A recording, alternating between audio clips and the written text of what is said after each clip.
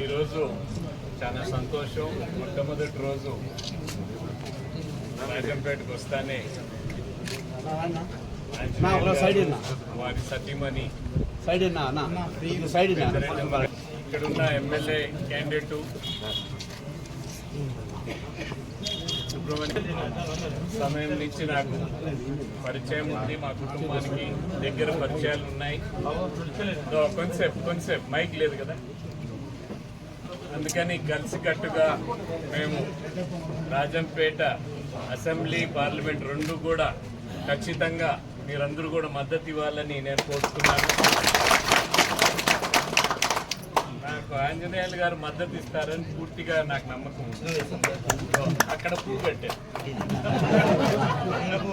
పైన పువ్వు కట్టాడు, దానికే ఓటేయాలి మీరు.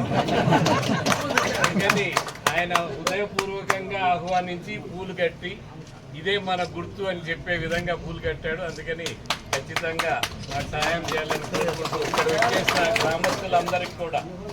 గ్రామస్తులందరికీ కూడా నరేంద్ర మోడీ గారు చేస్తున్న అవినీతి వ్యతిరేక పాలనను ఖచ్చితంగా దేశంలో 10 సంవత్సరాలు ప్రధానమంత్రిగా, 12 సంవత్సరాలు ముఖ్యమంత్రిగా, 22 సంవత్సరాలు ఆయన అధికారంలో ఉన్నా కూడా ఒక్క అవినీతి ఆరోపణ కూడా ఆయన పైన లేకన్నా పరిపాలన చేస్తున్నాడంటే చాలా గొప్ప నాయకుడు. అవినీతే కాక పూర్తిగా నీతివంతమైన పాలన ఇచ్చేదే కాక ఈ 10 సంవత్సరాల్లో భారతదేశం పేదల కోసం,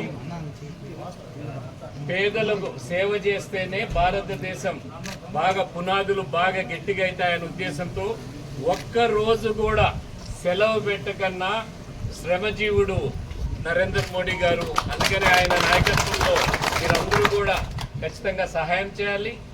అందుకనే పవన్ కళ్యాణ్ గారు కూడా